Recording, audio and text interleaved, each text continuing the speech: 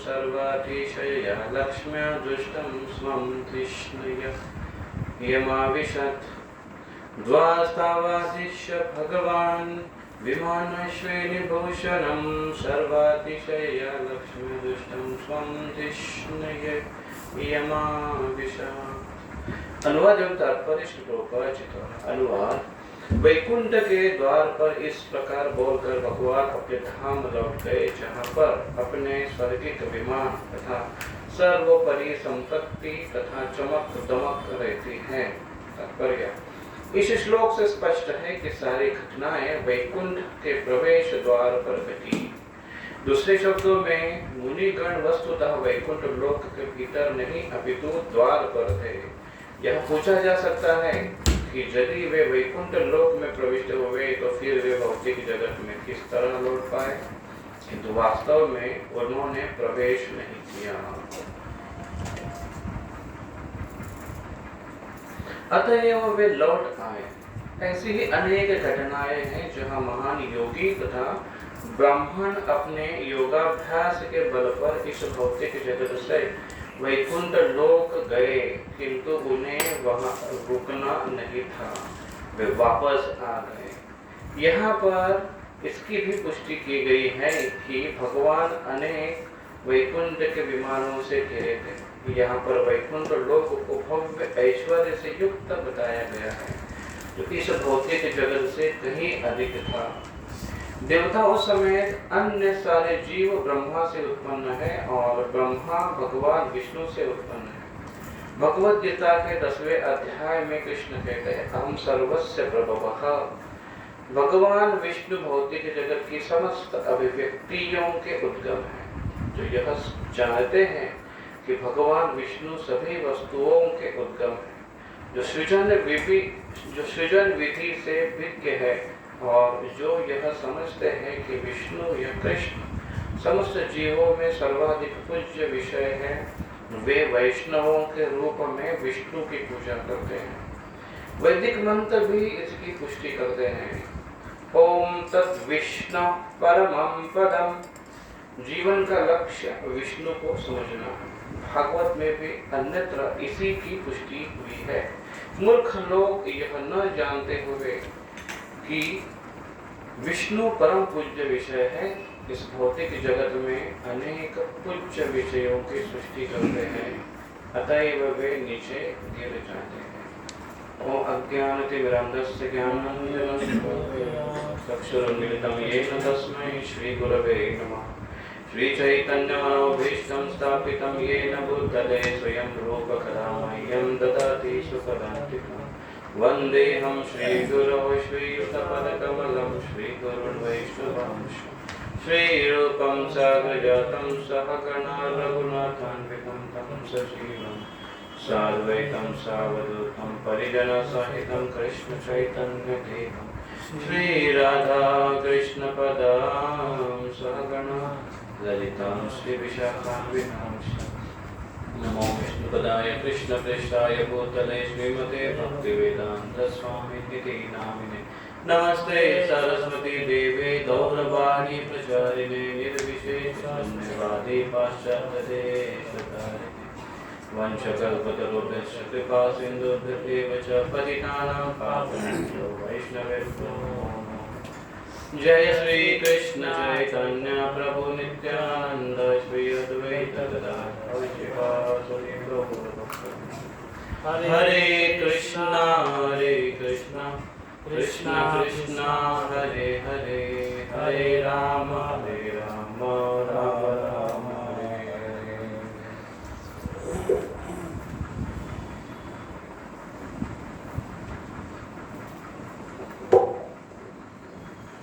सभी भक्तों का स्वागत है आज की महाप्रसंग कक्षा में। और ये इस अध्याय का अंतिम सेशन हम ले रहे हैं, जिसमें श्लोक क्रमांक 32 से लेकर आगे अंतिम श्लोक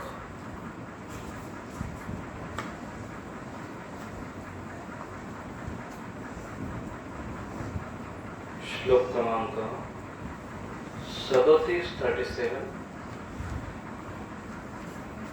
तो इसमें जैसे हम पहले चर्चा कर रहे थे कि देवता गणों की चिंता और ब्रह्मा जी के पास आए कोई औषधि या हल ढूंढने के लिए, लेकिन ब्रह्मा जी ने उनको ये सारा इंसिडेंट्स बता दिया, सारी घटना बता दी। और घटना बताने के बाद इस अध्याय के अंत में बोलते हैं ब्रह्मा जी कि मेरे पास भी इसका कोई औषध नहीं है, कोई दवा नहीं है। तात्पर्य में प्रभुपाद जी सुंदर एलेबरेट करते हैं। और इसके पूर्व में एक श्लोक में आया था जहां पर वर्णन आता है कि जय विजय ने मुनियों ने उनको शाप दे दिया और फिर वो मुनि वहां से चले गए।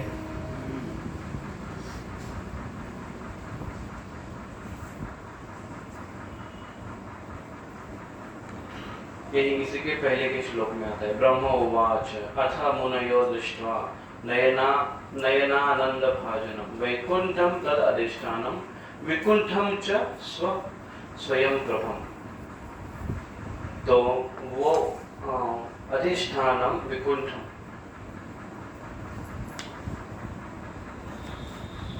मुनियों ने फिर अथा ते मुनयो दृष्टा, तो मुनियों ने नयनानंद भाजनम, भगवान को देखकर आनंद का अनुभव किया।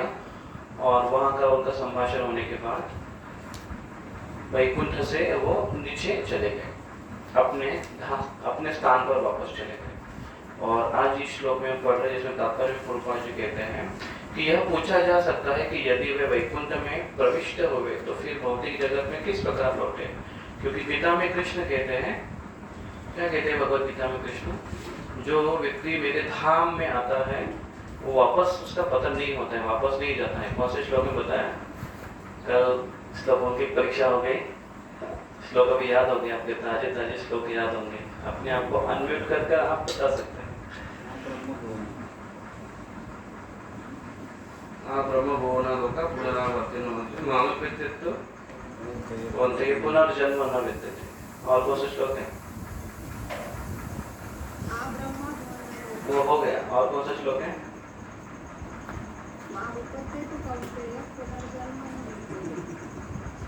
कंप्लीट किया।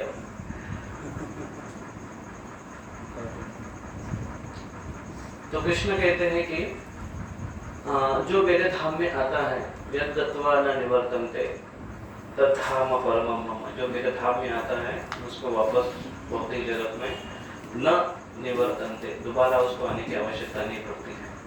तो यहाँ पर प्रभुपाद जी उसको क्लियर कर रहे हैं कि कोई बोलेगा कि भाई मुनिगण वैकुंठ में आए और उनको वापस क्यों जाना पड़ा, वापस क्यों चले गए।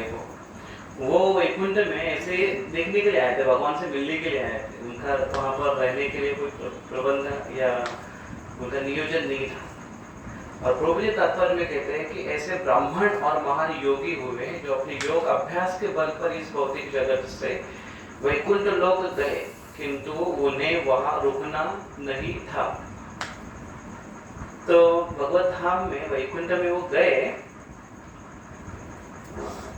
तो वैकुंठ में जाने के बाद उनका एक अपना कार्य लेकर आए थे, वो उद्देश्य लेकर आए थे। और वो उद्देश्य लेकर उद्देश्य सफल होने के बाद, सफल या विफल होने के बाद वो वापस चले गए। तो दुर्वास मुनि का वर्णन आता है, दुर्वास मुनि चले गए भगवत धाम वैकुंठ में और भगवान से वो याचना कर रहे थे कि मुझे बचाइए सुदर्शन चक्र से। तो उनका कार्य सिद्ध नहीं हुआ, वापस आ गए। वो एक उनका कार्य था, वो कार्य करके वापस आ गए। तो ऐसे भगवान के धाम पर अगर कोई रहने के उद्देश्य से जाता है तो हम आपसे प्रश्न कर सकते हैं कि क्या अगर हम चले गए भगवान के धाम में, वैकुंठ वृंदावन गोलोक धाम के गेट पर हम लोग चले गए, तो फिर हमें वापस वहां से अगर हमारी इच्छा है कि अरे नहीं हमको यहीं पर रहना है, तो क्या हम वहां पर रह सकते हैं। पहली बात तो हम गेट तक पहुंचना इतना आसान नहीं है हमारे लिए। गेट पर ऑफकोर्स गेट पर लाके रख दिया है प्रभुपाद जी ने हमारे पास ऐसा एक टिकट दिया है, फ्री टिकट दिया है, फ्री एंट्री टिकट दिया है कि वो टिकट मिलने के बाद हमारा वहाँ पर जाने की हमारा जो सफ़र है वो कंफर्म हो गया है।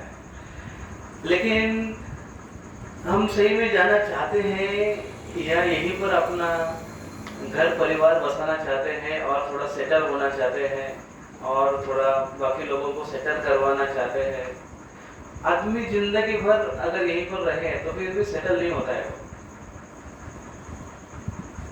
वो उसको लगता नहीं कि कभी मैं सेटल हो पाऊंगा जिंदगी में, क्योंकि ये सांसारिक जीवन का गाढ़ा है, वो इतना गाढ़ा है, इतना गाढ़ा है कि जिंदगी भर खींचने के बाद भी आदमी के पैर उसमें फंसे रहते हैं, वो निकलना नहीं चाहता है।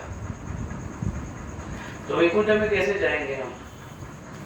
तो इसलिए कहा जाता है कि वो भाव और वो जो मूड जब तक हम यहीं पर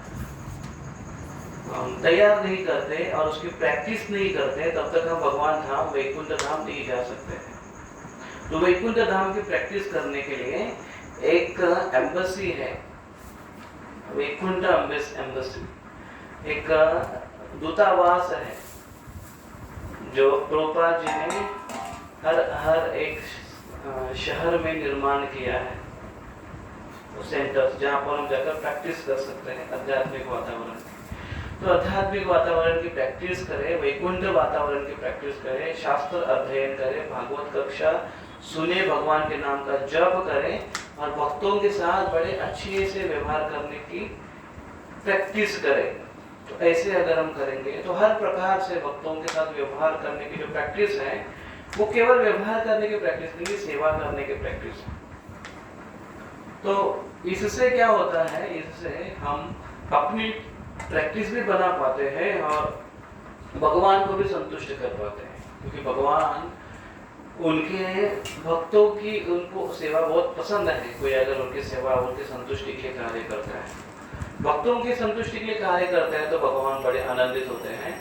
अन्य जीवों के लिए भी कोई कार्य करता है तो भगवान बड़े संतुष्ट होते हैं, उनको बड़ा अच्छा लगता है कि ये कोई सामाजिक कार्य कर रहा है। तो जितना व्यक्ति का परिवार बड़ा होता है उतना वो व्यक्ति भगवान को ज्यादा प्रिय होता है। जितना वो जॉइंट फैमिली में रहता है उतना वो भगवान को ज्यादा प्रिय होता है। भगवान को प्रिय मतलब भगवान को प्यारा होकर मरता नहीं है, लेकिन भगवान को प्रिय होता है, भगवान उससे बड़े संतुष्ट हो जाते हैं। जितनी बड़ी फैमिली में वो रहता है, जितने बड़ी फैमिली में रहेंगे उतने अपने अहंकार के लिए चैलेंजेस रहेंगे। अपने कंफर्ट को क्या कहते हैं, विलासमय जीवन है अपना, उसमें थोड़ी सी बाधाएं निर्माण होती है। ज्यादा लोग अगर घर में हैं तो सवेरे उठने से लेकर हर कार्य के लिए नंबर लगते हैं। उठने के बाद, स्नान करते समय, स्नान करने के पूर्व, यहीं से नंबर शुरू हो जाते हैं, हर कार्य के लिए नंबर। लेकिन उसको देखने का तरीका ऐसे है जैसे परम पूज्य राधानाथ स्वामी महाराज की जब कार्तिक यात्रा जाने लगी तो उसके पहले तो बहुत छोटी छोटी यात्रा हुआ करती थी। उसके बाद फिर केवल 16 राउंडर्स के लिए जो सीरियस है भक्त उनके लिए पुनः यात्रा चालू किया था उन्होंने। पुनः यात्रा तो आप लोगों को पता नहीं, लेकिन वो एक अलग आनंद था। वो पुनः यात्रा का घंटों बैठकर कथा करते थे, उसमें भी संख्या बढ़ने लगी ऐसे भक्तों की। तो ज्यादा 4 या 5 साल शायद और यात्रा चल पाई। उसके बाद उनको बंद करना पड़ा क्योंकि भक्तों को ना नहीं बोल पाए और इतने भक्तों को अकोमोडेट करने की जगह नहीं है। तो इसलिए कार्तिक यात्रा में सारे भक्तजन आने लगे, कार्तिक यात्रा की संख्या इतनी बढ़ने लगी। तो जैसी संख्या बढ़ने लगी, जो मैनेजर्स है यात्रा कमेटी के, उनको लोड होने लगा। वो महाराज को कह रहे, महाराज इतने बड़ा ग्रुप लेकर जाना और जो मैनेज करना बड़ा कठिन है। सबके लिए प्रसाद, बसेस, जब अपनी बसेस निकलती थी तो एक के पीछे एक ऐसे 70-80 बसेस निकलती थी, एक के पीछे। तो वहाँ की जो आजू बाजू के जिस गांव से वो बसेस जाती थी तो लोग सोचते थे, अरे ये क्या चल रहा है इतना, कब से कब अभी सोचो एक एक एक ट्रेन अगर जाए, उसको 80 बोगी अगर जोड़ी हुई है, तो कैसे लोग देखते हैं, अरे बाप रे इतनी बड़ी ट्रेन है देखो, और वो कितना समय लेती है चलने के लिए। ये तो यहाँ पर तो 2 बोगी के बीच में इतना सारा गैप है, एक पीछे है एक थोड़े आगे है। लोग देखते रहते थे कि इतनी संख्या में लोग जा रहे हैं, तो मैनेज करना बड़ा कठिन होता था। कभी कभी कुछ प्रॉब्लम्स भी हुए हैं।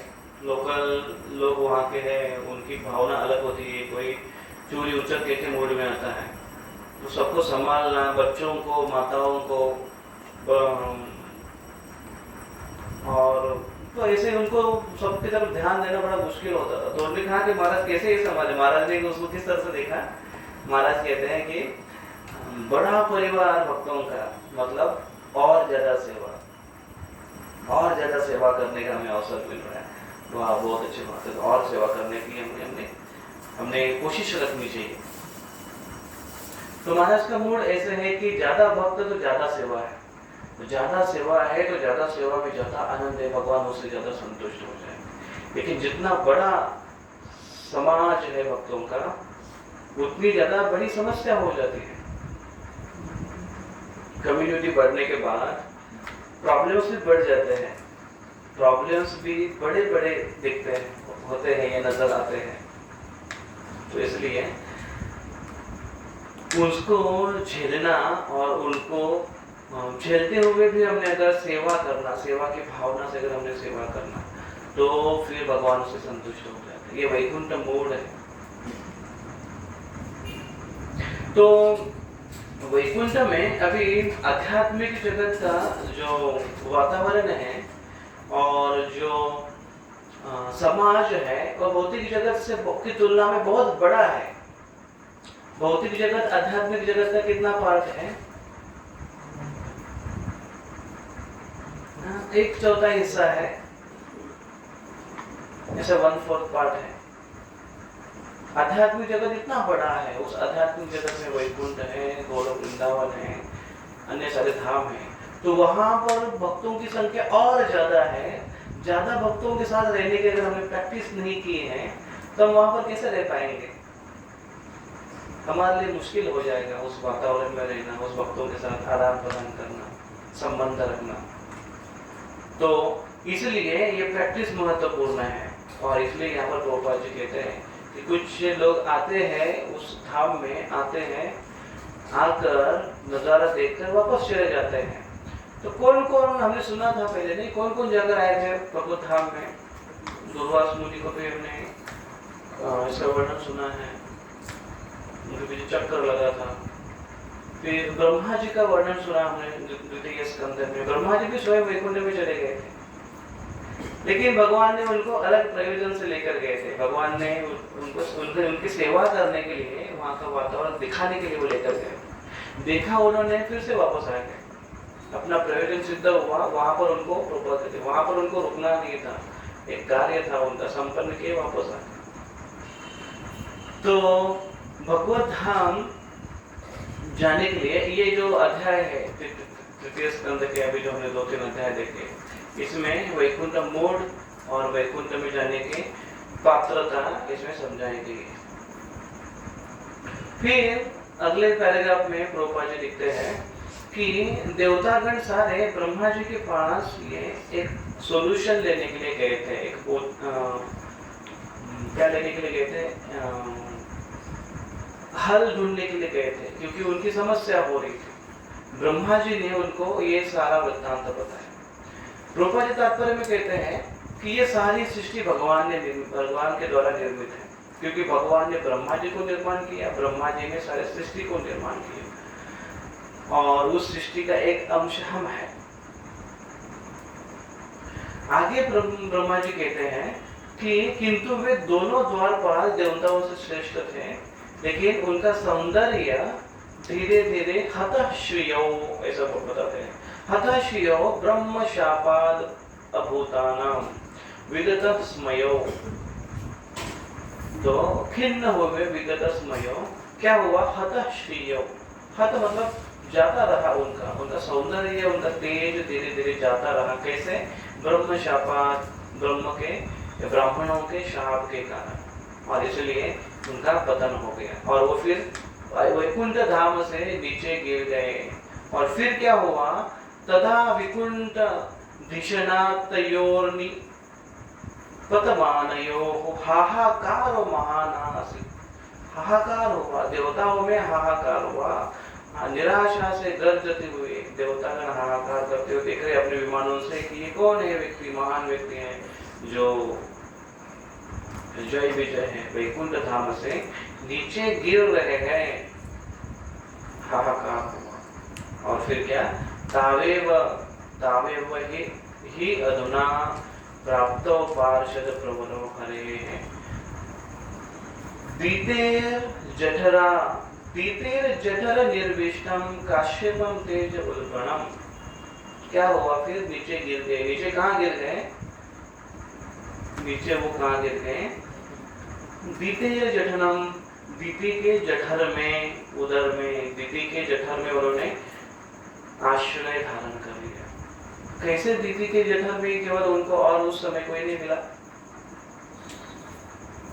प्रभुपाद जी तात्पर्य में इसके बारे में लिखते हैं, क्योंकि उनकी वो ऐसे असुर, अभी उनका असुर होना था, उनको असुर रूप में उनको आना था, तो उस समय केवल ऐसे ही दंपति है वो ऐसे मूड में संग कर रहे थे, तो इसलिए पुत्र प्राप्ति के लिए तो ऐसे ही पुत्र दीति के जठर में या गर्भ में आकर्षित हुए। काश्यपम तेज उल्बणम, हालांकि अत्यंत प्रबल थे, शक्तिशाली।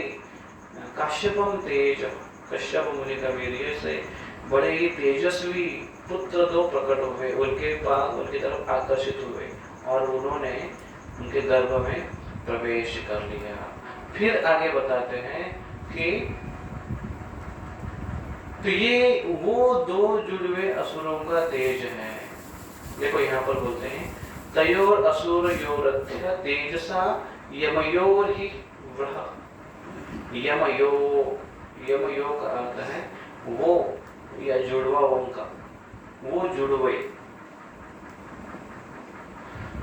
जुड़वे दो भाइयों ने उनके गर्भ में आश्रय ले लिया, जिसके कारण तुम्हारी शक्ति अक्षिप्तम तेज, आप लोगों का तेज है वो क्षुब्ध हुआ, आपका तेज ढक गया। जैसे चंद्र का प्रकाश हमें दिखाई देता है, पूनम की रात्रि में देखिए चंद्र का प्रकाश दिखाई देता है, लेकिन चंद्र डूबने के पहले सूर्य उदित जब हो जाता है या सूर्य उदय होने के पहले भी जो उजाला फैलता है उससे चंद्र का प्रकाश दिखाई नहीं देता है। हालांकि चंद्र का प्रकाश है, लेकिन सूर्य के प्रकाश के सामने उनका प्रकाश फीका पड़ जाता है। तो क्या चंद्र का प्रकाश कम हुआ? चंद्र का प्रकाश वही है, सूर्य का प्रकाश ज्यादा होने के कारण चंद्र प्रकाश दिखाई नहीं दे रहा है। उसी प्रकार से क्योंकि ये कौन है, अभी ये भले ही असुर हो गए, लेकिन ये है कौन? वैकुंठवासी है। तो वैकुंठवासियों के सामने देवतावासियों, देववासियों का या स्वर्गवासियों का तेज फीका पड़ जाएगा, क्योंकि उनके तेज से अधिक तेजवान जय विजय थे। सोचिए अभी जो जय विजय ऐसे तेज धारण कर जब प्रकट हो जाएंगे तो कितना उपद्रव वो मचाएंगे इस भौतिक जगत में। और फिर ये आखिरी श्लोक है, क्या कहते हैं वो? विश्वस्य स्थित लयो उद्भव हेतु आद्य। हे प्रिय पुत्रों, अभी पुत्रों किसको कह रहे हैं? ब्रह्मा जी देवताओं को कह रहे हैं। हे प्रिय पुत्रों, भगवान प्रकृति के तीनों गुणों के नियंता है और वे ब्रह्मांड की सृष्टि, पालन तथा संहार के लिए उत्तरदायी है। उनकी अद्भुत सृजनात्मक शक्ति योग माया योगेश्वरों तक से आसानी से नहीं समझी जा सकती। सबसे प्राचीन पुरुष भगवान ही हमें बचा सकते हैं, किंतु इस विषय पर विचार विमर्श करने से हम उनकी ओर से और क्या कर सकते हैं? विचार विमर्श करने के अलावा और क्या कर सकते हैं? ब्रह्मा जी कहते हैं। और अभी हम इसको केवल स्वीकार करने के अलावा और क्या कर सकते हैं? तो ब्रह्मा जी कह रहे हैं कि भले ही ब्रह्मा जी सबसे सारे देवताओं में श्रेष्ठ हैं, लेकिन अभी और क्या कर सकते हैं? और कुछ नहीं कर सकते हैं। केवल क्या कर सकते हैं?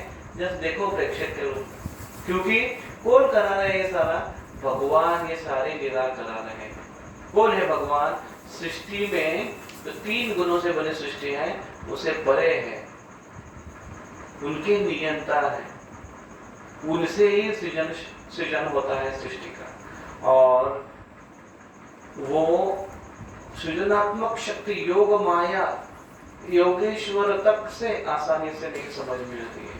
योगियों के जो बड़े बड़े योगी हैं, योगियों के ईश्वर है, उनको भी भगवान कृष्ण की लीला बहुत बार समझ में नहीं आती है। सबसे बड़े योगी कौन है पता है? शिव जी बहुत बड़े एक वैष्णव है, लेकिन उनको महादेव कहा जाता है। लेकिन देवों के देव महादेव हैं, उनको भी भगवान विष्णु की लीला समझ में नहीं आती है बहुत बार, इसलिए वो भी बहुत बार चकमा खा जाते हैं। और भागवतम में जैसे मोहिनी मूर्ति का उदाहरण आता है, वो लीला का वर्णन आता है। कभी कभी ब्रह्मा शिव जी भी वो भ्रमित हो जाते हैं भगवान की लीला से। तो भगवान की लीला समझना इतना आसान नहीं है। तो फिर क्या है? ब्रह्मा जी जैसे सब महान देवता लोग क्या कहते हैं? वो कहते हैं कि और क्या कर सकते हैं हम, किंतु इस विषय पर विचार विमर्श करने से हम उनकी ओर से और क्या कर सकते हैं? दोनों के ऊपर विचार करने से, कौन? ये जय और विजय, उनकी कथा वृत्तांत तो सुनाने के अलावा, चतुष्कुमारों के बारे में विचार करने के अलावा और हम क्या कर सकते हैं? और हम कुछ नहीं कर सकते हैं। क्यों? क्योंकि भगवान ने ये बात को स्वीकार किया है, भगवान ने उसको सैंक्शन किया है। भगवान ने स्वीकार कर दिया। भगवान कहते हैं कि मेरी इच्छा ऐसे है और इसलिए ये कार्य हो रहा है। तो एक आप यहाँ पर ऐसे देख सकते हैं क्या कि कहीं ऐसा है क्या कि भगवान मनमानी कर रहे हैं अपना? क्योंकि वो अगर कर रहे हैं तो अभी और क्या कह सकते हैं? हम हमारे पास कोई शक्ति नहीं है, बस हमको केवल सहन करना है। तो इसलिए केवल हमको सहन करना है क्योंकि हमको सहन करना है, या फिर भगवान के पास बहुत शक्ति है इसलिए वो ऐसा कार्य करते हैं क्योंकि वो कर सकते हैं। जिसको मराठी में कहावत है, बड़ी तो कान पे।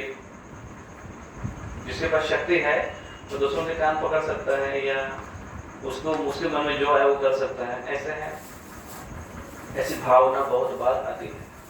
कोई प्रसंग जब होता है, कोई निर्णय जब लिया जाता है और कोई कार्य करने की जब बात आते हैं, और फिर कुछ भक्तों के मन में अगर ऐसे प्रश्न आता है कि अरे ऐसे कैसे हुआ, ऐसे कैसे निर्णय लिया, या फिर ये बात ऐसे कैसे की, ये कार्य ऐसे कैसे किया, ऐसा नहीं करना चाहिए था, गलत है ये।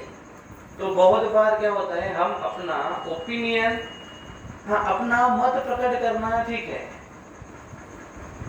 लेकिन निर्णय देना ये बात ठीक नहीं है। ब्रह्मा जी यहाँ पर बहुत सुंदर बात कहते हैं कि हम केवल अपना विचार विमर्श और अपना मत यहाँ पर एक दूसरे के सामने प्रकट करते हैं और कर सकते हैं। हम अपना निर्णय देने वाले हम कौन हैं? पहली बात तो यह है कि हम कौन निर्णय देने वाले हैं? क्या हम बड़े हैं क्या, या फिर हमें निर्णय देने का अधिकार है, या दूसरा हमें निर्णय देने के लिए कहा गया है? नहीं। तो हम निर्णय क्यों दें? हम केवल विचार विमर्श करें, हाँ ऐसे हुआ, कैसे हुआ समझ में नहीं आ रहा है कैसे हुआ, लेकिन कैसे किया, क्यों किया, ऐसा पता नहीं है। लेकिन हम क्या समझ सकते हैं? Don't know, just wait and watch, क्या होता है आगे देखते हैं। भगवान की इच्छा है, भगवान ने ऐसे किया तो अभी उनका आगे भी कुछ तो प्रयोजन होगा, तो फिर क्या करते हैं, देखते हैं आगे क्या होता है। तो बहुत बार जब कोई बड़े निर्णय लिए जाते हैं जहां पर हमारे पहुंच शायद नहीं है, हमारी सोच शायद नहीं है, तो वहां पर हमको ये सोचना केवल चाहिए, ध्यान देना चाहिए कि पता नहीं क्यों ऐसा निर्णय लिया, समझ में नहीं आ रहा है हमें, शायद इसके पीछे कुछ कारण होगा। जैसे हम लोग मंदिर में जब रहते हैं, गोपीनाथ मंदिर में, तो वहाँ पर कुछ ऐसे बातें बताई जाती हैं, कुछ ऐसे निर्णय जो बड़े कमेटी है वो निर्णय लेते हैं, और फिर निर्णय लेने के बाद बताते हैं कि ऐसे ऐसे अभी करना है सबको। तो फिर हम लोग कभी कभी सोचते क्या है ऐसे कैसे किया, बोले कि नहीं प्रभु जी ने कहा ऐसा करने के लिए, गौरांग प्रभु ने कहा ऐसा करने के लिए। अच्छा अच्छा प्रभु जी ने कहा है, चलो ठीक। और कुछ लिख रहे है नहीं, क्योंकि बड़े व्यक्ति ने कहा। क्यों कहा है, अभी उनके उसके ऊपर उनका कुछ विचार होगा, कुछ सोच होगी, तो इसलिए कहा है इसलिए कर रहे हैं, आगे की बात हमको पता नहीं। और इसलिए हाँ, इसमें अगर हमको पूछा जाए कि आपका कोई ओपिनियन है, आपका कोई सजेशन है, आपको क्या लगता है, तो हम अपना ओपिनियन दे सकते हैं, अपना सजेशन दे सकते हैं, अपनी बात को सामने रख सकते हैं। लेकिन हम जिद पकड़ कर नहीं रह सकते कि नहीं ये मैं ऐसा सोच रहा हूँ, ऐसे ये बराबर है, ऐसे होना चाहिए। तो वो अगर कहेंगे कि नहीं नहीं ये ठीक नहीं है, यहाँ पर ऐसे ऐसे प्रॉब्लम है, तो हम बोलेंगे तो फिर हमको पूछा क्यों मत देने के लिए। क्या आप वोटिंग करने के लिए जाते हैं किसी पॉलिटिक्स व्यक्ति को जिताने के लिए, तो जब आप वोट करते हैं और अगर आपने जिसको वोट किया वो हार गया, तो क्या आप धरना लेकर बैठते हैं, उसको बोलते हैं कि मैंने वोट दिया आपको जितना ही चाहिए था, आप हारे क्यों? क्योंकि मेरा अपना वोट है, मेरा अपना मत है, किसके लिए? आपको जिताने के लिए था, आप जीते नहीं। तो क्या हमारे वोट में हमारे ओपिनियन, मत मतलब ओपिनियन, हमारे ओपिनियन को लेकर हम ऐसे हट से लेकर बैठते हैं? नहीं बैठ सकते हैं। हम अपना ओपिनियन केवल दे सकते हैं। निर्णय बात अलग है, मत प्रकट करना ही बात अलग है। तो यहाँ पर देखिए ब्रह्मा जी जो इस ब्रह्मांड के सबसे प्रथम जीव है, आदि जीव है, सबसे श्रेष्ठ, सबसे बुद्धिमान, यहाँ तक कि हमारी वैष्णव परंपरा है ब्रह्म मध्व गौड़ीय संप्रदाय, उसके आदि आचार्य है, वो ऐसा पोजीशन ले रहे हैं भगवान की लीला के बारे में, लीला के सामने। तो फिर हमारी क्या उनके सामने हैसियत है, हमने भी उस प्रकार से लेना चाहिए। अभी दूसरी बात हम ब्रह्मा जी से क्या हम थोड़ी चर्चा करेंगे कि देखिए फिर एक प्रसंग ऐसे आता है कि ये यहाँ पर जैसे प्रसंग हुआ कि समस्या आई तो देवतागण ब्रह्मा जी के पास चले गए सॉल्व आउट करने के लिए, अभी नहीं हुआ। तो अगली बार देवताओं को कोई प्रॉब्लम आया तो देवता बोलेंगे अरे कुछ लोग चलो ब्रह्मा जी के पास चलते हैं, तो अरे नहीं यार मत जाओ उधर, पिछली बार गया था तो फायदा हुआ कुछ। उन्होंने बोला हमको समझ में नहीं आता है, वो बोलते भगवान की इच्छा है तो भगवान जो करेंगे। तो अभी भी ऐसा प्रॉब्लम है, तो हम ये बैठ कर सोचे ना भगवान की इच्छा होगी, भगवान करेंगे, क्योंकि ब्रह्मा जी के पास जा रहे, इतना गाड़ी भाड़ा अपना जाएगा। ऐसा हम सोच सकते हैं नहीं, ऐसा कभी कभी तो देवता ऐसा सोचते नहीं, हर बार कुछ समस्या होगी, उनको उनके पास एक ही कोई सोल्यूशन है कि क्या करना है, चलो ब्रह्मा जी के पास चलते हैं। ब्रह्मा जी के, और ब्रह्मा जी भी ऐसे हैं कि पेशेंसली कि वो ये नहीं सोचते कि यार क्या कुछ भी होता है तो मेरे पास आते हैं लोग। ब्रह्मा जी उनको समझाते हैं, ब्रह्मा जी उनको। लेकिन एक बात भी विशेष है कि देवतागण कुछ भी कार्य के लिए नहीं जाते हैं ब्रह्मा जी के पास। सर्दी बहुत हो गई, शमूड निकल रहा है, ब्रह्मा जी क्या कर रहे हैं, उसके लिए नहीं जाते, छोटे छोटे कारणों के लिए नहीं जाते। कुछ विशेष है ब्रह्मांड में, किसके संबंध में जाते हैं ब्रह्मा जी के पास देवतागण? सेवा के संबंध में जाते हैं। क्या सेवा के संबंध में जाते हैं कि आपने हमको सेवा दी है, डिपार्टमेंट दिए है आपने, सृष्टि का संभाल करना, उसमें वायुदेव की अलग सेवा है, सूर्य की अलग सेवा है, तेज देना, सृष्टि प्रकाशित करना, दिन रात करना, ये सारी सेवाएं हैं। हवा पानी सब टाइम पर पहुंचाना, बराबर वही जगह पर पहुंचाना, ये सारी सेवा है। इस सेवा में व्यत्यय आ रहा है, ब्रह्मा जी आपने दिया था लेकिन हो नहीं रहा है ठीक से।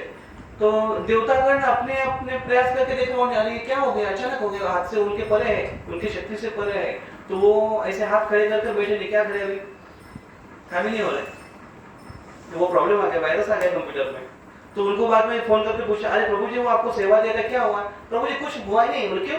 वायरस आ गया, मैं क्या करूं उसमें? सेवा दी थी आपको, नहीं हो रही है तो भी बोलना चाहिए ना कि सेवा नहीं हो रही है, क्यों नहीं हो रही है, ये समस्या है। देवता ने देखिए सेवा के बारे में कितने पक्के हैं, उनको जो सेवा दी तो वो तुरंत जाकर बोल रहे ब्रह्मा जी को करने की पूरी कोशिश कर रहे, नहीं हो रहा है तो आकर सीधा तुरंत वो कम्युनिकेशन करते हैं। ये बहुत महत्वपूर्ण बात है कम्युनिकेशन की।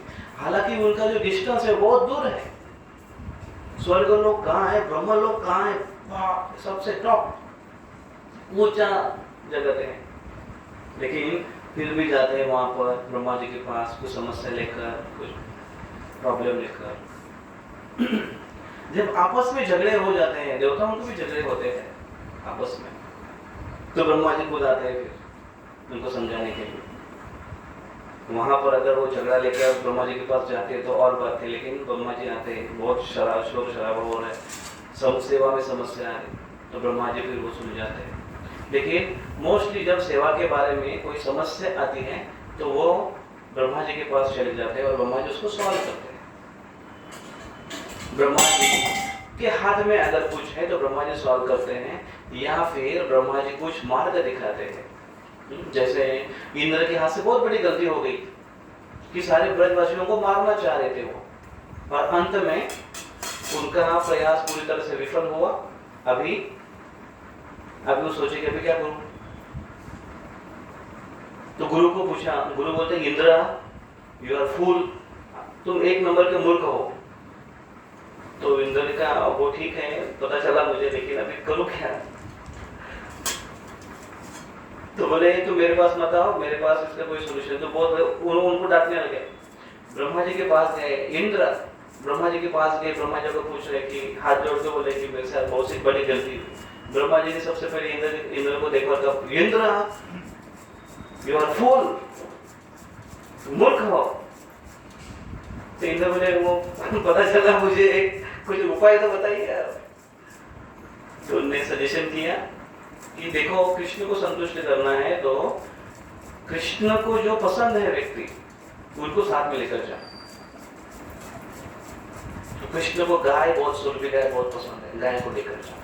तो सुरभि गाय को लेकर गए और फिर सुरभि गाय तैयार हो गई, मामला सॉल्व हो गया। कुछ गलतियां है, कुछ प्रॉब्लम्स है, तो इंद्र ने बैठे बैठे सोचा नहीं, डिप्रेशन में नहीं चला गया कि अभी क्या करूं, कोई होप ही नहीं मेरे पास, मैं कुछ इस प्रॉब्लम से बाहर निकल ही नहीं सकता हूँ। प्रॉब्लम से बाहर निकलने के लिए बहुत सारे मार्ग होते हैं और उसके लिए हमें प्रयास करना चाहिए। तो ऐसे वो देवतागण, तो एक मैनेजमेंट है देवताओं का जिसमें ब्रह्मा जी वो मैनेज करते हैं, हैंडल करते हैं, समस्या आती है तो कुछ मार्गदर्शन करते हैं। और एक होता है अपने लोकल लेवल पर, अपना लोकल मतलब क्या, बहुत लोकल अगर हो तो अपने घर के लोकल लेवल पर, घर पे भी अपना मैनेजमेंट होता है, तो वहाँ पर भी कोई समस्या आती है। फिर अपनी एक छोटी अगर कम्युनिटी है तो उसमें भी समस्या आती है। अगर अपनी एक क्या कहते हैं वो कम्युनिटी है, कास्ट कम्युनिटी होती है कभी कभी, और फिर भक्त कम्युनिटी होती है, तो समस्या आती है तो उसके ऊपर कैसे। तो ये एक बात यहाँ पर सीखने जैसे कि कम्युनिकेशन जितना महत्वपूर्ण है, वो आपस में अपना कोई कंक्लूजन नहीं निकाल कर बैठते हैं, वो जाते हैं सॉल्व आउट करने की कोशिश करते हैं। तो ब्रह्मा जी जहाँ तक भी हो, वो उनको जो सोल्यूशन पता है तो फटाक से वो सोल्यूशन देगा। तो कभी कभी ब्रह्मा जी के हाथ से भी गलती होती है, इंद्र के हाथ से जब गलती हुई तो ब्रह्मा जी ने सोल्यूशन दे दिया, लेकिन जब ब्रह्मा जी के हाथ से गलती हो गई तो इंद्र ने कहा अच्छा, बड़ा मुझे ये बोलते थे कि यू आर फूल, अभी देखो ना, ऐसे बात नहीं है यहाँ पर। इंद्र ने सोचा अरे बाप रे, मुझसे भी गलती हो गई थी, और यहाँ पर देखो अभी, मतलब वो ये अप्रिशिएट कर रहे कि भगवान कितने महान है, कि भगवान को समझना यहाँ तक कि ब्रह्मा जी के भी विचार से परे है। इसमें इस प्रकार से वो लोग सोचते हैं, भगवान की जय जयकार करते हैं। तो फिर ब्रह्मा जी भी कभी कभी गोते खाते हैं। तो प्रॉब्लम्स है वो सब जगह है, समस्या है वो सब जगह है, लेकिन वो लोग कितने बढ़िया से उसको डील करते हैं। भौतिक जगत है ये समस्या का बना हुआ है, लेकिन वो कितना अच्छी ढंग से उसको सॉल्व आउट करते हैं, क्योंकि वो एक इस प्रकार से लोग हैं। कैसे लोग हैं वो? थोड़े सोफिस्टिकेटेड भी है और सुसंस्कृत घर से है, सुसंस्कृत परिवार से, सुसंस्कृत लोग से है। तो जैसे जैसे हम भले ही भौतिक जगत में है, भले ही हम पृथ्वी पर है, भले ही हम ऐसे वातावरण में है, लेकिन हम जिस प्रकार से प्रैक्टिस कर रहे हैं वो प्रैक्टिस है, वो सुसंस्कृत लोगों की प्रैक्टिस है। जैसे ये जो जिसका हम अध्ययन कर रहे हैं संस्कृत, इसको भी देवनागरी भाषा कही जाती है, देवताओं की भाषा है। उसी भाषा का हम अध्ययन करते हैं, उसी भाषा को सीखने की कोशिश करते हैं, उसी से हम ज्ञान अर्जित करने की कोशिश करते हैं। तो बड़ी संस्कृति है, देवों की संस्कृति है। तो हमसे भी वही अपेक्षित है कि हमने भी इसी प्रकार से बड़े अच्छे से जो समस्या है उसको सॉल्व करने की कोशिश करनी चाहिए। तो अपनी चेतना भी वैसे रखने की कोशिश करनी चाहिए। तो चेतना अगर ऐसे उच्च विचारों की है तो फिर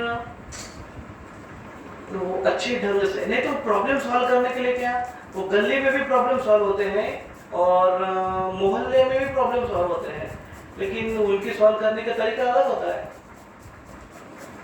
हम लोग कहाँ गए थे, मुझे वो एरिया याद नहीं आ रही है, आई थिंक भुसावल में थे कि कहाँ पर थे। तो वहाँ पर कुछ लोगों की चर्चा का आवाज आ रहा था, तो मैं मेरे साथ एक भक्त थे, उनको बोल रहा था कि देखो इनके हर एक वाक्य में कम से कम 3-4 गालियां निकलती हैं। हर एक वाक्य में कम से कम 3-4 गालियां निकलती है, और उसका अनुभव शायद आप लोगों को बड़े अच्छे से, बड़े नजदीक से होगा, आप उस वातावरण में ज्यादा घूमते। कैसे वो, मतलब किस प्रकार का शिष्टाचार उन्होंने आत्मसात किया है, कैसे अभ्यास उन्होंने किया है, तो इसलिए प्रॉब्लम सॉल्व करने का तरीका भी उनका उस प्रकार से होगा।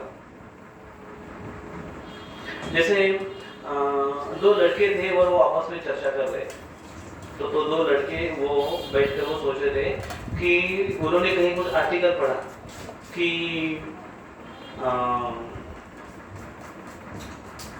सेल्स ग्रेटिफिकेशन ज्यादा नहीं करना चाहिए, खास कर इसके ऊपर था ओवर ईटिंग नहीं करना चाहिए, बहुत ज्यादा खाना नहीं चाहिए, कम खाना चाहिए, इसके ऊपर कंट्रोल करना चाहिए।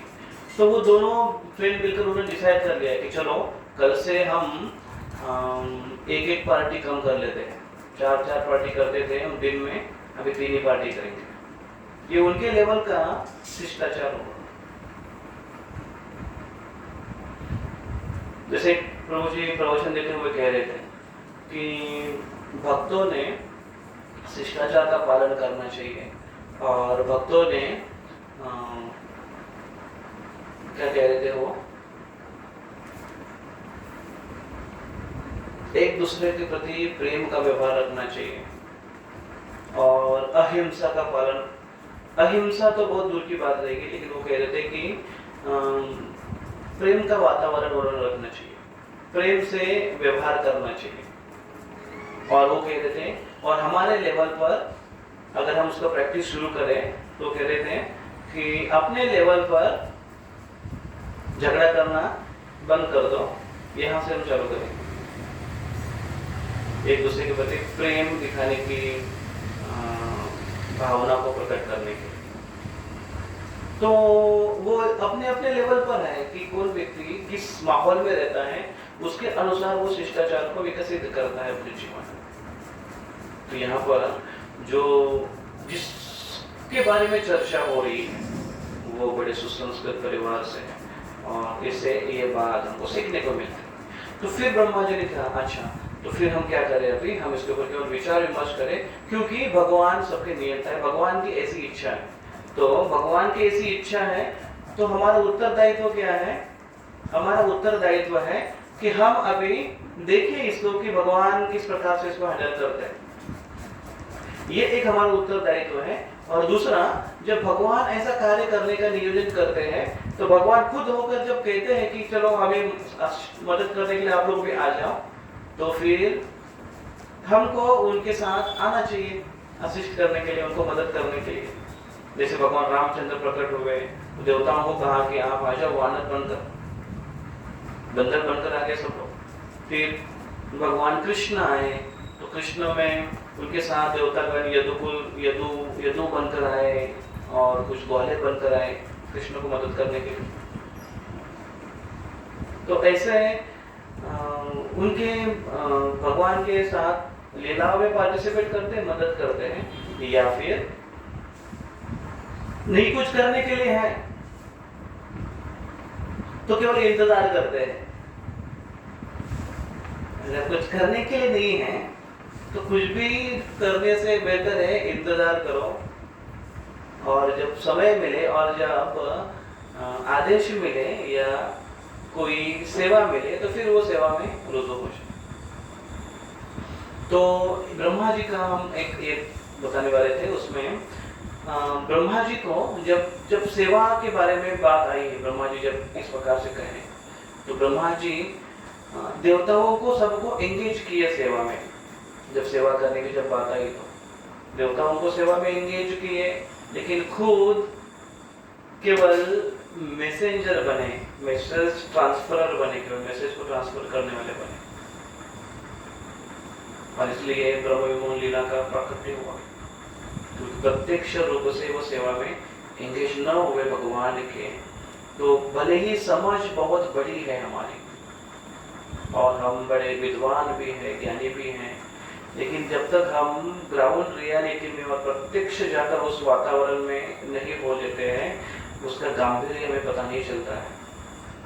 मेरा एक निजी अनुभव इसमें बहुत है कि अगर आप यहाँ पर हैं और आप यहाँ पर क्या चल रहा है आपका, उसके बारे में और किसी को जब आप बताते हो और फिर उससे पूछते हो कि इसको करना चाहिए कि नहीं करना चाहिए, इसको कैसे करना चाहिए, आप कुछ बताएंगे, तो उन्होंने जितना उनके कान में सुना है उसकी गंभीरता ध्यान में रखते हुए वो हमें मार्गदर्शन करेंगे। लेकिन और खास कर प्रोजेक्ट के बारे में मेरा ये अनुभव ज़्यादा है कि जब तक उस वातावरण में नहीं व्यक्ति हो जाता है, तब तक सामने वाले व्यक्ति को अंदाज नहीं आता है और वो ठीक से हमें मार्गदर्शन कर नहीं पाता है। तो उसके बाद फिर बाद में उस व्यक्ति को जज करने से अच्छा है कि बेटर है कि उनको यहाँ पर बुलाओ, अपने वातावरण में बुलाओ, वहाँ का एक्सप्लेन करो और फिर उनको कहो ऐसे ऐसे है, अभी बताइए आप क्या करना चाहिए। तब वो उस परिस्थिति को ध्यान में रखते हुए सही से मार्गदर्शन करते। तो उस फील्ड में होना बड़ा आवश्यक है। तो वैसे ब्रह्मा जी भगवान के इस उपदेश को समझे, भगवान के कार्य को समझे, लेकिन प्रत्यक्ष कार्य में सम्मिलित न होने के कारण वो समझ नहीं पाए, ठीक से भ्रमित हो गए और फिर उन्होंने भी वही कार्य किया जो इंद्र ने प्रयास किया।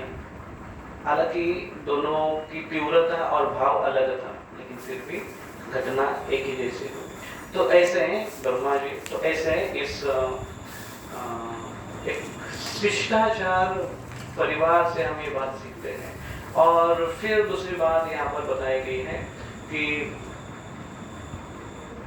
जितनी बड़ी कम्युनिटीज होती है, जितना बड़ा परिवार होता है, समस्या उतनी बड़ी होती है। तो उतने बड़े परिवार में जाने के लिए हमें प्रिपेयर होना चाहिए ताकि हम जाकर समस्या न करें, क्योंकि वैकुंठ में जाने के बाद, बड़ा समाज मिलने के बाद बड़ी समस्या हो सकती है अगर हमारे पास कोई प्रैक्टिस नहीं है, मार्गदर्शन नहीं है।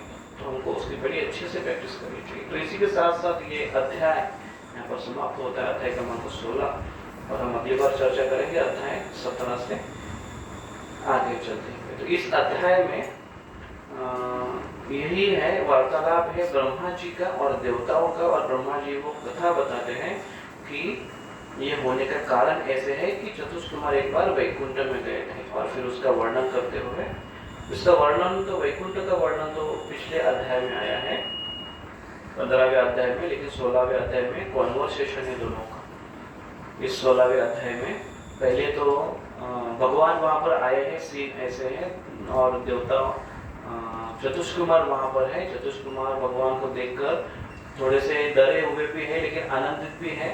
भगवान को देखकर आनंदित है, लेकिन थोड़े सहमे हुए इसलिए है कि उनको लग रहा है कि शायद हमने कुछ गलत किया है, भगवान के भक्तों को शाप दिया, अच्छा निकाले थे, ऐसा उनको लग रहा है। तो और फिर वो स्तुति करते हैं, तो भगवान अपने मत को प्रकट करते हैं, ब्राह्मणों को ग्लोरीफाई करते हैं, ब्राह्मण कितने श्रेष्ठ है, मुझे कैसे प्रिय है।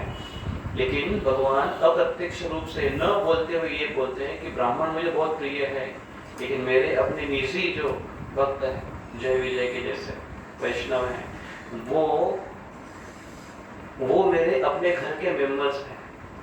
हम किसी बाहर के व्यक्ति को अगर कहें कि हम उनसे बहुत चाहते हैं, उनको बहुत प्रेम करते हैं उनसे, लेकिन उनके तुलना में अगर कोई घर का सदस्य है तो उसके बारे में हमारे देखने का तरीका अलग। भले ही हम अपने घर के सदस्य को डांटेंगे कभी अगर गलती हुई दूसरे व्यक्ति के साथ अगर रहा, और अपने घर के व्यक्ति से अगर गलती हो गई तो अपने घर के व्यक्ति को डांटेंगे, ऐसा नहीं करना चाहिए था, ऐसा क्यों किया।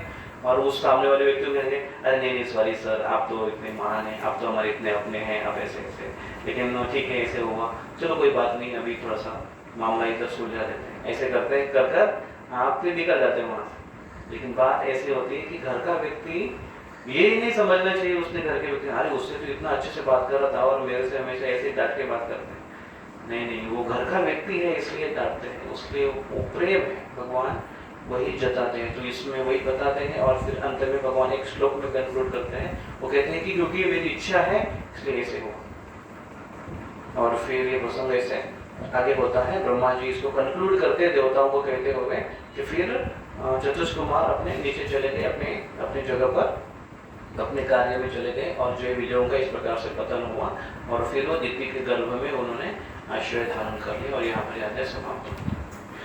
कोई प्रश्न किसी का? एक प्रश्न है, जैसे यहाँ पर बताया कि ब्रह्मा जी से भी गलती होता है, इंद्र से भी गलती होता है, जैसे भगवान उनको अपने तरीके से सॉल्व करते हैं, और भक्त लोग यहाँ जैसे ब्रह्मा जी या इंद्र भी, जैसे ब्रह्मा जी खुद इंद्र खुद ब्रह्मा जी के बारे में बोले नहीं, ये भगवान की इच्छा है। इसी प्रकार जैसे जितना बड़ा संस्था है तो उतना समस्या आता है, हम सभी भक्तों का उसमें कैसा सोच होना चाहिए। और कभी कभी ऐसा होता है कि जैसे जिस नेचर में रहते हैं उसमें हम जल्दी जज कर लेते हैं, तो हम सब भक्तों का मैंने भक्त समाज में किसी का पसंद नहीं, कैसे सोचना चाहिए, क्योंकि भगवान भगवत में बोलते हैं कि बहुत सारे प्रश्न मिक्स कर रहे हैं।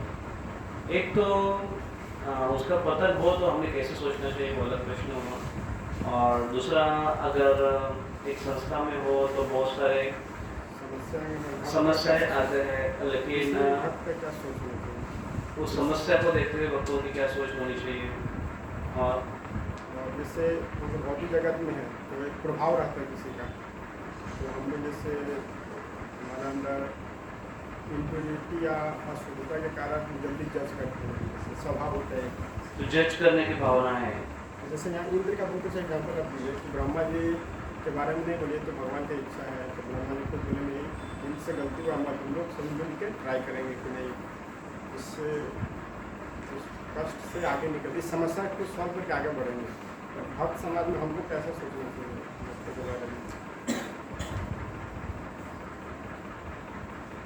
तो ऐसी समस्या जब देवताओं की इधर आई है तो ऐसी समस्या भक्तों के समाज में भी आती है, बड़ी कम्युनिटी में आती है।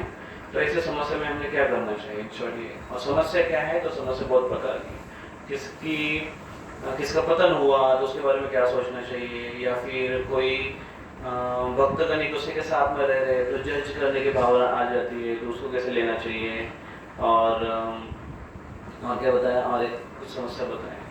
तो इन शॉर्ट बहुत सारी समस्या है बड़ी कम्युनिटी में, उस समस्या को हमने डील कैसे करना चाहिए उसका एक क्वेश्चन है ना, समस्या को कैसे डील करना चाहिए। समस्या को डील करने के लिए जैसे ब्रह्मा जी जैसे देवता गणों ने क्या किया, उनकी समस्या सॉल्व करने के लिए उन्होंने सोचा कि हमसे नहीं सॉल्व हो रही है, छोटे छोटे रहते हैं तो वो सॉल्व करते हैं।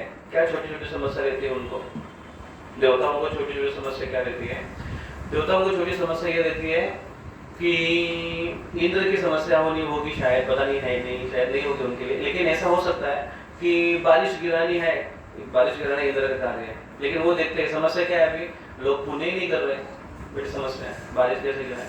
फिर समस्या है कि बादल तैयार होने चाहिए, बादल के बदले इधर दवाई ज़्यादा उन्होंने तैयार करके रखा है कलयुग के जो ने, कितनी बड़ी बड़ी फैक्ट्रियाँ पूरा कार्बन डाइऑक्साइड कार्बन मोनोऑक्साइड पूरा छोड़ कर रखा है।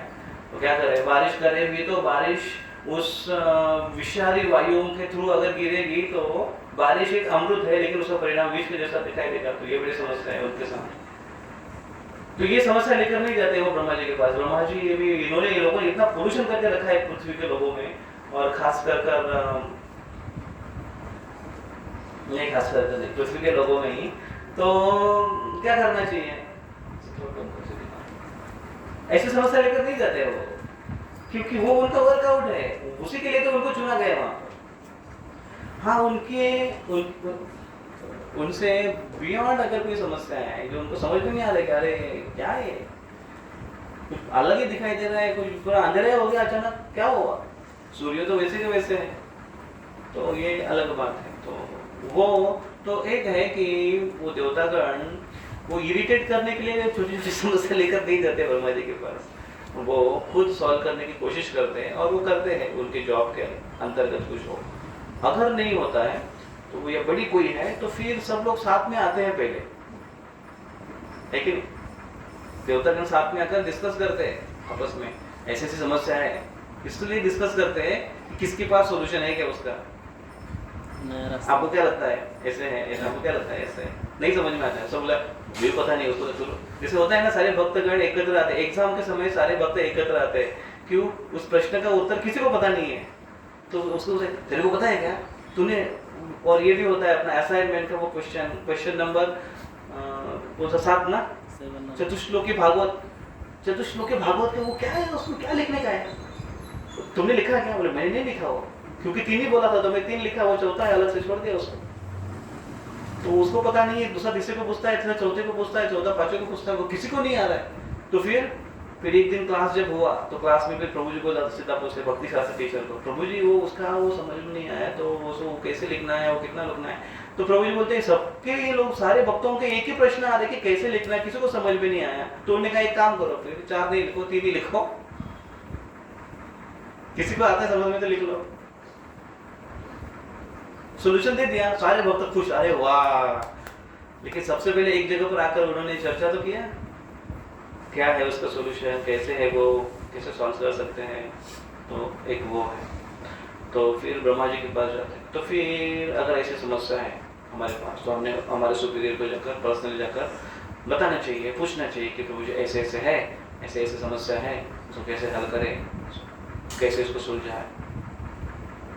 फिर आपने जो प्रश्न पूछा कि जज करने की जो भावना आ जाती है, एक दूसरे को जज करना मतलब क्या, मेरे दृष्टिकोण से वो व्यक्ति कैसे है उसको परखने की कोशिश करना। कोई टीचर भी ऐसा नहीं करता है, टीचर भी स्टूडेंट का पेपर जब चेक करता है, अभी चेक करेंगे किसने कैमरा ऑन करके रखा था, या किसी ने कैमरा ऑन करने के बाद केवल उसका मुंह ही दिख रहा था, आंख नहीं दिखाई दे रहे थे, या किसी ने वो उनका पूरा ऑब्जर्वेशन रहता है कि ऐसा क्यों कर रहा है ये व्यक्ति, या फिर सब कुछ बराबर एकदम अप टू डेट, एकदम फर्स्ट क्लास जैसे बैठा है, पूरा तैयारी वैयारी कर पाउडर लगा कर बैठा है, लेकिन बोल रहा है, ये बोल रही है, बोलते बोलते किस टोन में जा रहा है, शब्दों की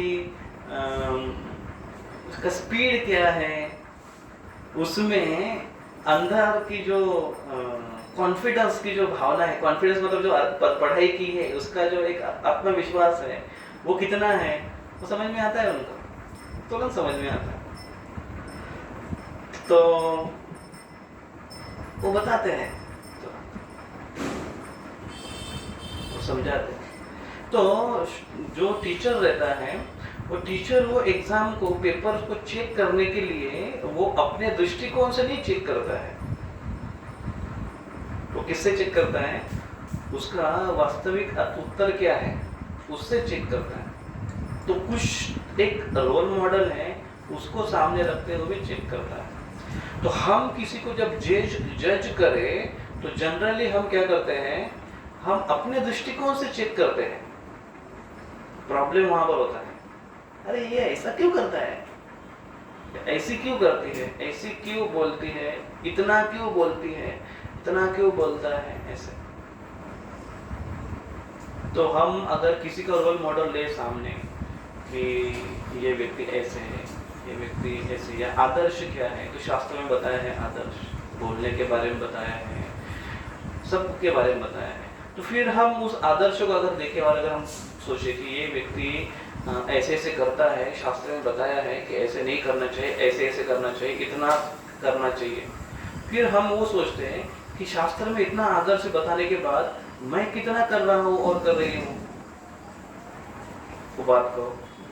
और जब मैं नहीं कर पा रहा हूँ और कर पा रही हूँ तो उस व्यक्ति से मैं कैसे अपेक्षा कर रहा हूँ जो उसने करना चाहिए, फिर मैं कैसे उसको जज कर सकती हूँ या कर सकता हूँ, ये हमको सोचना चाहिए। तो ये भावना जब आएगी मन में तो व्यक्ति जज नहीं करेगा, उसकी भावना ये होनी चाहिए उसके पीछे, अगर कोई गलत अगर हो रहा है या गलती अगर दिखाई दे रही है तो एक तो हमको उसको करेक्ट करना चाहिए, हमको उसको सुधारना चाहिए। सुधारने का अर्थ यह है कि उससे गलती हो रही दोबारा ना हो, लेकिन हमने सुधारते समय ये ध्यान में रखना चाहिए कि क्या मेरा अधिकार है सुधारना, सबसे महत्वपूर्ण बात है। दूसरा, क्या मेरा उसके साथ वैसे संबंध है कि वो मेरी बात सुनकर समझ लेगा। तीसरी बात है, क्या मैं उसको सही समय पर सुधार रहा हूं, या फिर कुछ गलती हुई उसकी, 4 महीने हो गए उसके, अभी बात निकली इसलिए मैंने पूरा उखाड़ के रख दिया, बाहर मुर्दे उखाड़ दे। 4 महीने पहले तुमने क्या किया था, देखो बताया तुमने ऐसे ऐसे किया था, सही समय नहीं है। या फिर चौथी बात यह है कि हम उसको क्या सही टोन में उसको समझा रहे हैं, ये बहुत महत्वपूर्ण है। प्यार से कोई अगर गाली दे, आप कितने नालायक हो, आप ऐसे हमेशा करते रहते हो ना, ऐसे बचकाने हंसना आप हमेशा करते रहते हो, तो उसको भी बेचारे को समझ में नहीं आएगा डांट रहा है, गाली दे रहा है या प्यार कर रहा है। या फिर एप्रिसिएशन अगर चिल्ला कर करे तो वो भी, तो हर चीज के लिए एक प्रोपोर्शन होता है। तो ऐसे जज करने के बारे में हमने बताया। और क्या पूछा था आपने?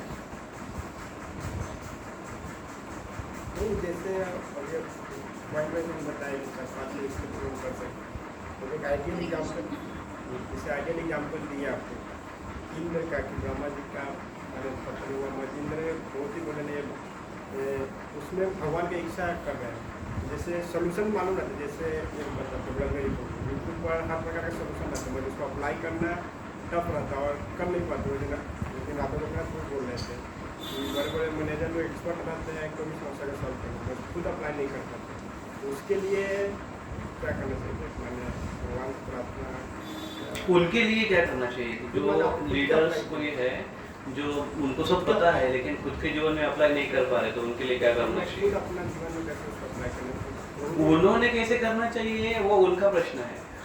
अगर हमको दिखाई दे रहा है वो ऐसा गलती कर रहे हैं तो हमारा क्या कर्तव्य है? हमारे खुद के जीवन में ऐसा अप्लाई करना चाहिए। जैसे जजमेंट का हुआ तो प्रोसेस मालूम है कि ये करने से होगा, बस खुद को अप्लाई नहीं। दोनों प्रकार से हैं। एक, अगर कोई अपने सुपीरियर है और उनसे गलती हो रही है, ऐसे अगर हमको दिखाई दे रहा है कि अरे ऐसे नहीं होना चाहिए, तो हम देखना चाहिए कि हमारा उनके साथ अच्छा रिलेशन है कि हम बता सकते हैं क्या, तो हमें बताना चाहिए उनको। एक उसका तरीका होता है बताना, उस प्रकार से हमने उनको बताना चाहिए कि ऐसे ऐसे है, मुझे ऐसे ऐसे लग रहा था, तो शायद मेरी गलती हो सकती है, लेकिन ये यहाँ पर ऐसे ऐसे मुझे लग रहा था, आपका इसके ऊपर सोचिए। तो एक तो ये वे है बताना उनको। और खुद के लिए तो हाँ तो बता दो ना, सब बता सकते। एक तो ये है, और दूसरा फिर आपको लगता है कि उससे भी कुछ फ़ायदा नहीं हो रहा है या फिर काफ़ी बढ़ रहा है, काफ़ी ज़्यादा ही हो रहा है, तो फिर हम अपने सीनियर से या फिर उनके जो एक लेवल पर है, उनके मित्र हैं, उनको प्यार से समझाना चाहिए, कि बताना चाहिए कि मुझे ऐसे से थोड़ा था, लेकिन मुझे लग रहा था कि थोड़ा ऐसे ऐसे प्रॉब्लम, आप दोस्त हो, आप अच्छे से बता सकते हो, वो आप कार्य कर सकते हो। और या फिर उनके सीनियर को आप बता सकते हैं, लेकिन एक कंसर्न कर कि सुधारने का कंसर्न है, वो भावना से बता सकते हो, ना कि कंप्लेंट मोड का। और प्रार्थना कर सकते हो, ये सब करते समय प्रार्थना कर सकते हैं। ये हुआ हमसे कोई बड़े हैं, उनको सुधारना है तो हमारे लेवल पर, अपने लेवल पर है, तो अपने लेवल पर अपनी गलती अगर है तो हमें वो इंट्रोस्पेक्ट करना चाहिए, डिटेक्ट करना चाहिए, या किसी को एक राइट देना चाहिए कि प्रभु या फिर जो भी है, प्रभु हो, प्रभु जी हो, या प्रभु जी हो, तो उनको बताना चाहिए कि प्रभु जी मेरा ऐसा गलती है, मुझे लग रहा है कि ऐसा ऐसा मेरी समस्या है, तो इसको कैसे सॉल्व करूँ, तो वो बताएंगे आपको। या फिर हमको पता नहीं कि क्या समस्या है, तो किसी को बोलेंगे कि आप मुझे बताइए अगर मेरी कोई समस्या हो रही है, तो वो आपको बताएंगे, तो उसको स्वीकार करना चाहिए, उसको दोबारा नहीं करने की कोशिश करनी चाहिए। हमारे अंदर फॉल्ट फाइंडिंग का मेंटेलिटी है, तो हम उसको सुधारने की कोशिश करनी चाहिए। हर बार जब हम किसी की गलती निकालें, तो निकालते समय हमारे मन में तुरंत आना चाह रहे हैं, मैं गलती निकाल रहा हूँ, फिर से गलती कर रहा हूँ, नहीं करना चाहिए। अभी मैंने शास्त्र में पढ़ा था, भक्तों की निंदा नहीं करनी चाहिए, गलती नहीं ढूंढनी चाहिए, मेरे से अपराध हो रहा है, तो उसके ऊपर सोचना चाहिए, कंटेम्पलेशन करते रहना चाहिए, तब वो बात होती है। और प्रैक्टिस करते रहना चाहिए, प्रैक्टिस मेक मैन परफेक्ट, धीरे धीरे करने से होता है। बहुत बार भूल जाएंगे, फिर से करने की कोशिश करेंगे, फिर थोड़ी डांट खाएंगे, फिर डांट खाने के बाद थोड़ा ध्यान में आता है, अरे नहीं, इसके ऊपर डांट पड़ेगी, अगली बार नहीं करना चाहिए। या फिर किसी को बोलना चाहिए, मेरे से ऐसी गलती हो जाएगी ना, मुझे डांटो, ऐसा हो सकता है। और कुछ, और कोई प्रश्न है किसी का? हरे कृष्ण।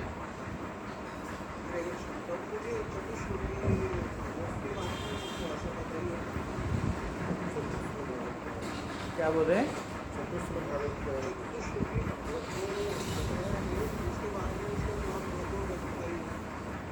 उसका महत्व, चतुश्लोकी भागवतम का महत्व, चतुश्लोकी भागवतम, ये सारे भागवतम का, भागवत जो पुराण है उसका सारांश है, कंडेंस फॉर्म। जैसे दूध है और रबड़ी है, तो रबड़ी दूध का छोटा सा पार्ट, एक वाटी का जो रबड़ी है उसमें शायद 1 लीटर दूध था, जिसके लिए इतना बड़ा बर्तन चाहिए था, तो कंडेंस फॉर्म है भागवतम के लिए। लेकिन रबड़ी पचाना हर एक की बस की बात नहीं, दूध हम आसानी से पचा सकते हैं, लेकिन हमारा पेट खराब होगा अगर हम रबड़ी खाएंगे ज़्यादा, तो वो सार स्वरूप में श्रीमद् भागवतम है। तो श्रीमद् भागवतम में क्या कहा गया है? श्रीमद् भागवतम में भगवान की स्तुति की गई है, भगवान की महिमा कही गई है, भगवान का श्रेष्ठत्व बताया गया है, भगवान जीवों की किस प्रकार से आदान प्रदान करते हैं वो बताया गया है, भगवान और जीव इनके साथ संबंध है वो बताया गया है, भगवान की लीला बताई गई है, ये भागवतम में बताया गया है। और वही भागवतम 4 श्लोकों में सारांश रूप में कहा गया है। भगवद गीता में भी उसी प्रकार से भगवान की महानता बताई गई है, भगवान का ऐश्वर्य बताया गया है, भगवान का जीव के साथ संबंध बताया गया है, और भगवान क्या चाहते हैं जीवों से वो बताया गया है। वही वो 4 श्लोकों में है भगवद गीता के। भगवान की महानता बताई गई है, भक्त तो क्या करते हैं, मध्यता क्या है वो श्लोक, मच्चिता मदगता प्राणा बोधयन्त परस्परम, वो श्लोक है, भक्तों का आदान प्रदान, वो चतुश्लोक में आता है। भगवान की सर्वस्य हम सर्वस्य प्रभु मत्ता सर्वम प्रवर्तते, भगवान की श्रेष्ठता उसमें बताई गई है। तो ये भगवद गीता में, चतुश्लोकी भगवद गीता में ये आता है। और इसी 4 श्लोकों का सारांश फॉर्म में, जब गीता का सारांश आ गया तो 4 श्लोकों का सारांश उसमें हम देख सकते हैं। गीता का सारांश समझने के बाद उस गीता का सारांश 4 श्लोकों में देख सकते हैं, लेकिन 4 ही श्लोक पढ़ेंगे तो गीता का सारांश नहीं समझ में आएगा। समझ में आया आपको? सारांश समझने के लिए उसका जो बिग फॉर्म है वो जानना आवश्यक है। उसी प्रकार से भगवत गीता पूरी भागवतम पूरा सुनना समझना हमारे लिए आवश्यक है। तब हम उस सारे भागवतम का जो कंडेंस फॉर्म है वो 4 श्लोक में समझ सकते हैं। उसके लिए बड़ा डिटेल पढ़ाई चाहिए, एनालिटिकल स्टडी चाहिए। हाँ, कोई प्रश्न है इसमें? हरे कृष्ण। हरे कृष्णा।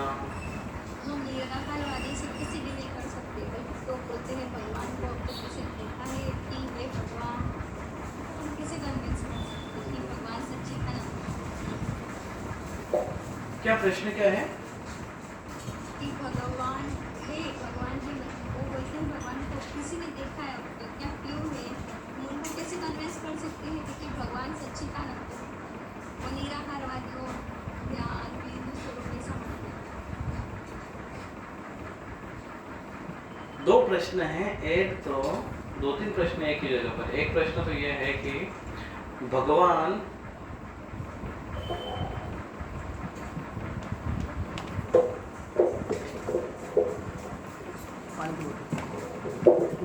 का अस्तित्व हम कैसे बता सकते हैं?